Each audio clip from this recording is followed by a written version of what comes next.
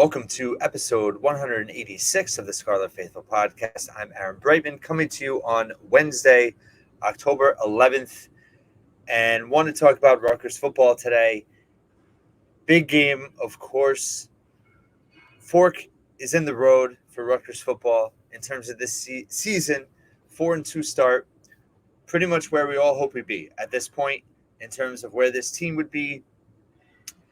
And now, the next 2 weeks is all the opportunity in the world for this team to get to bowl eligibility before the end of the month. You have Michigan State this weekend on a 3-game losing streak. They are coming off a bye. I have an article up today on the scarletfaithful.com talking about their quarterback situation and how they are changing. It sounds like they're going to change. It's been reported in terms of their quarterback. And Greg Schiano talked about this week just the challenges in how to prepare for a team. But Keaton Hauser, redshirt freshman, has never started before, has played a little bit this season, appears to be taking the spot of Noah Kim as the starter. So that's a huge, huge situation for him and for the Rutgers defense. Right now, one of the better defenses in the Big Ten, pretty much fourth in every category in conference play. They're still pretty much in the top half of every category, and it's a huge opportunity for them. Could have rainy day, waiting to see on the inclement weather on the forecast, but it's gotten a little bit better, I believe. But going to be a difficult situation for a new starting quarterback, and hopefully the Rutgers defense can take advantage of that, with their disruptiveness, forcing turnovers. Motoré today named, and have an article up now, comeback player of the year watch list for college football. He right now, I looked it up, Pro Football Focus, he is the highest graded linebacker in the Big Ten. He's been phenomenal. He was great against Wisconsin, had a forced fumble, career high 8 tackles. He's just been a force. But that defensive line, I don't know if Renee Congo will be back or not. But, just Aaron Lewis, of course, Wesley Bailey had 2 sacks against Wisconsin. The defense is going to have an opportunity on Saturday. It's a ceiling-changing game, right? If they win, everything's still on the table. That path to a bowl game is right there. Road trip to Indiana, place you won 2 years ago, team you beat 2 years in a row. Doesn't guarantee anything, but of a winnable game for sure. Rutgers will be favored in that game if they win Saturday. They might even be favored if they lose Saturday, but they'll definitely be favored. And they'll go out to Bloomington and they'll have everything right in front of them for them to take. You lose, and obviously the ceiling is probably going to be lowered on the season. Doesn't mean they can't get to 6 wins, but the odds of getting over 6 wins are greatly diminished. I did a poll last week that asking about what people thought they would finish in terms of the regular season, and it kind of blew my mind away. 4.9%, it was over 600 votes. 4.9% said 4 or 5 wins, so a losing season. 4.9%, which means 95.1% thought Rutgers would finish with at least 6 wins, but this one was really crazy. 54.2% picked 7 or more wins. 54.2%, over 300 out of 600 votes. Now, this was before the Wisconsin game. But that leads me to my point that the reactions to the Wisconsin game really surprised me in terms of how negative some fans have been. That was not a game Rutgers was supposed to win. They were 13-point underdogs. They lost by 11. Now, critical mistake at the end of the first half. This is getting to my long-winded theme and point of this podcast, is Gavin Wimsatt. It was a bad throw. It was a bad decision. I also think it was a bad play call. But I don't understand. And again, social media amplifies everything, so it maybe feels like more fans than not. But a lot of criticism of Wimsatt, people wanting to give up on him, and I don't get it. I tweeted it right after that happened that people are going to pile on Wimsatt for this and want to give up on him, and it's silly. And it is. So our hope of what Wimsatt would become before the season, I think that it's funny because everybody, so many people before the season would be happy with 6-6, right? And I've said this before, but it's so true, is that predicting something, projecting something, and living through it are completely different things. And saying, "Oh yeah, if Rutgers goes 6 this year, I'll be happy." Well, you still have to live through those 6 losses, and they've had 2 losses to arguably the best team in college football, Michigan, and then Wisconsin, who's probably going to win the Big Ten West. They're the favorites, and they played reasonably well. The scores weren't what I think most fans felt like both scores could have been closer, and Rutgers had a shot in both games, and critical pick sixes ruined that. And the first one I don't think was really Wimsatt's fault. But the fact is, this team looks like a Big Ten team on the field. They manhandled Northwestern, and they've been very physically. They show up on film against Michigan and Wisconsin. So execution, learning to win, those are all key things. But this team's better, and Gavin Wimsatt is better. Is he great? No. Is he where we all hope he will be? No. But I think some context and perspective is needed.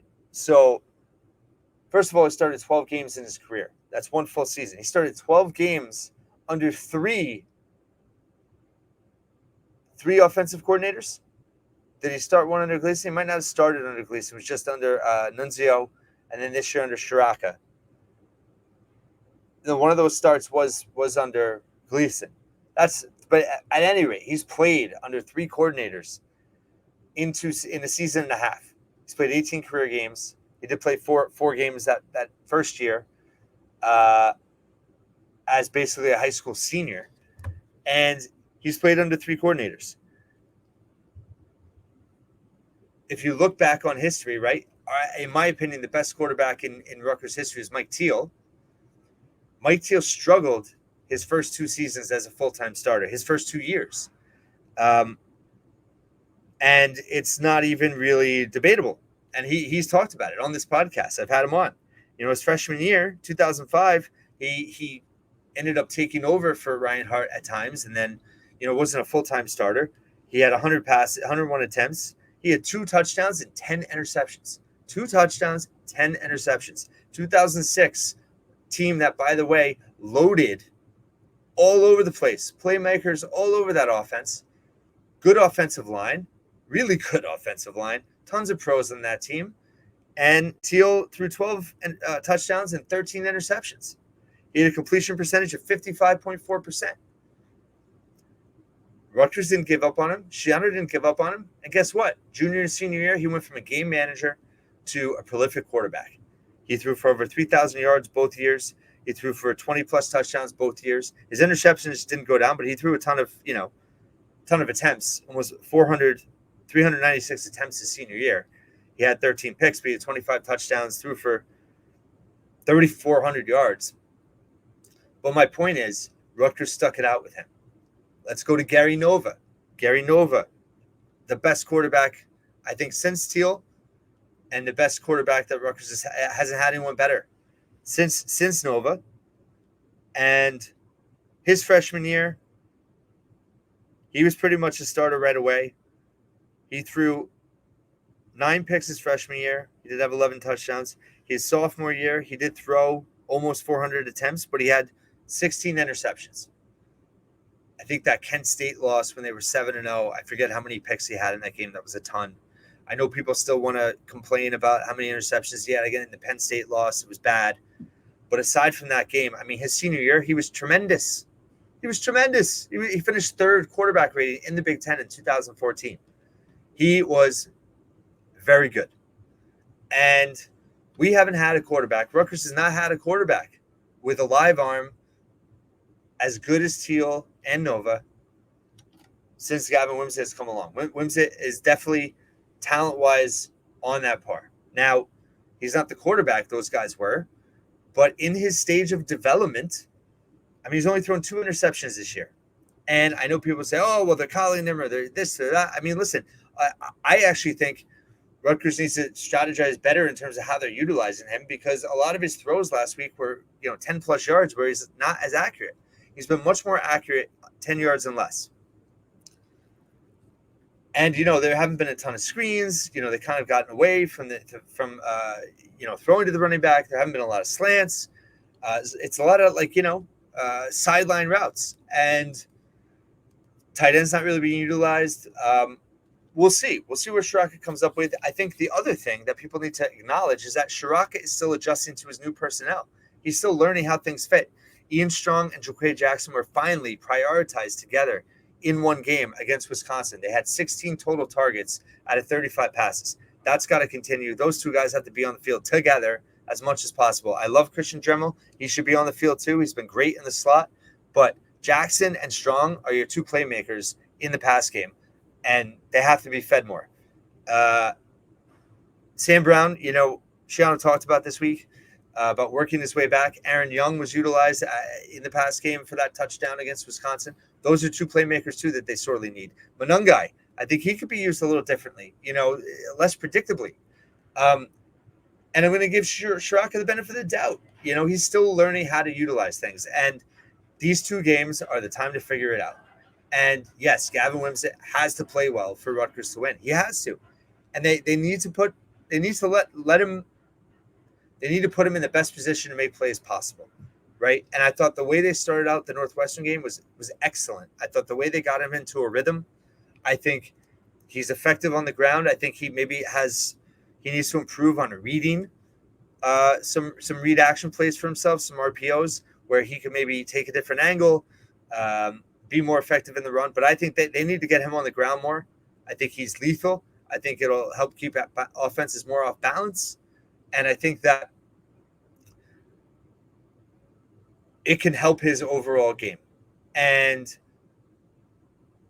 if you go back to one quarterback in between Teal and Nova, who had a phenomenal freshman year, that lost his job sophomore year and ended up transferring, Tom Savage, who ended up going to Pitt, had a great career, and then played in the NFL for quite a while. So people that want to give up on Wimsatt now, I don't get it. Rutgers is all in.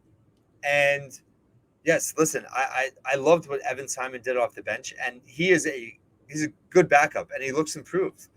But this whole, it's just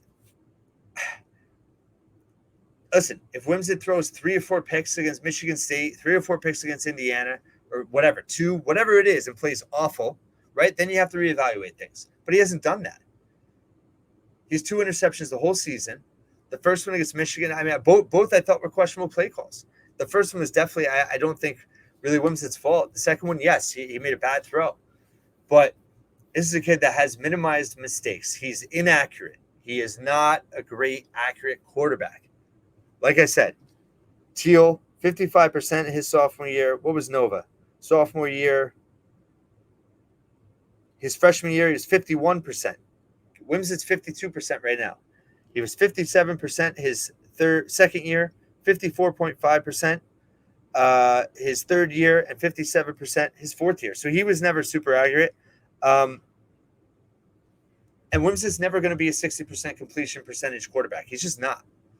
But I think Shiraka is still learning how to best utilize him. I really do. And the kid's got real talent. And I understand the win now mentality. When I saw somebody say, just wanting 6 wins in a bowl game is a loser mentality. Well, when you've lost so much for the last decade and you haven't actually gotten to 6 wins yet and gotten that bowl eligibility, right? 2 years ago, they got there, it was COVID, they had 5 wins. You haven't gotten there since 2014, then yeah, that's a reasonable goal. And that's not a loser mentality to want to get to 6 wins when you haven't gotten there in 10 years. And it's known that Shiraka's offensive system, typically the offenses benefit in year 2 versus year 1. Like, what? You have to live through the struggles. You have to live through it, And if there's struggles coming against good teams, you have to live with that. If Rutgers starts losing games against teams that on paper we think they should win, that's a different story. But that hasn't happened. All the games that Rutgers had to win to put themselves in a position to be bowl eligible, they won. And Gavin Wimsatt played reasonably well in all of them. So that's the key. He's shown obvious progress. And like I said, he started one full season. He's had 3 different, if you combine last year and this year. Last year he had a bum ankle. He lost his offensive coordinator. It's just people want to be selective in what they how they evaluate, right? And it's frustrating. And I know, listen, we're Rutgers fans. This week is tense. Are they going to be able to come through? The whole narrative of the season is going to be not determined, but will certainly shift based on a win or loss this Saturday. It's fair to say that. And yes, a lot of it comes down to Wimsatt. Did I say, just going back to rating in terms of how Wimsatt, yes, it's a down year in the Big Ten, right? But Wimsatt is rated 5th in the Big Ten in QBR rating, and he's 8th in Pro Football Focus with grades for quarterbacks. He's right behind the Illinois quarterback, barely. He's right there at 7th. There's 6 quarterbacks better than Wimsatt, clearly, in the Big Ten. You have Aller, you have McCarthy, Aller at Penn State, McCarthy at Michigan. You have, Tagovailoa at Maryland. You have Hudson Card at Purdue. You have, I think, Mordecai at Wisconsin. And then you have McCord at Ohio State. Those are the 6 best quarterbacks in the Big Ten. I think McCord and Mordecai are probably 5 and 6. Definitely 5 and 6. But then after that, it's pretty wide open. And I think a lot of outside Rutgers people would say that Wimsatt is in that 7 or 8 category, and he's rated that way. So let's have some perspective. And let's look forward to his continued development. And these next 2 weeks are everything. For sure, if they lose these games, they might not win the rest of the season. If they win one of these games, they still have a shot to win that 6th game. Probably Iowa's your best shot. Not an easy game whatsoever, but maybe they learn from the Wisconsin loss. Not a good offense. Very good defense. But yes, everything is there for the taking for Rutgers. It starts with Michigan State. We're on edge. We're excited. It's fair to be nervous and excited. So, but all I'm saying is don't give up on Gavin Wimsatt. It's silly. And if you need reference, look back at Mike Teal, look back at Gary Nova, who, by the way, had better supporting casts. No disrespect to the current Rutgers offense, but they had better supporting casts. And they still had their struggles early on in their careers. So don't give me this whole thing that this is Wimsatt, he's a junior, blah, blah, blah. I mean, listen, this is his 3rd year. He was a high school senior. And he barely played. Last year it was mixed. 3 coordinators. I don't think people really understand how challenging that is. Let him grow under Shiraka, and let's see where he's at. We need him. We need him to make plays on Saturday, and I think he will. Thank you for listening and watching the Scarlet Faithful podcast once again.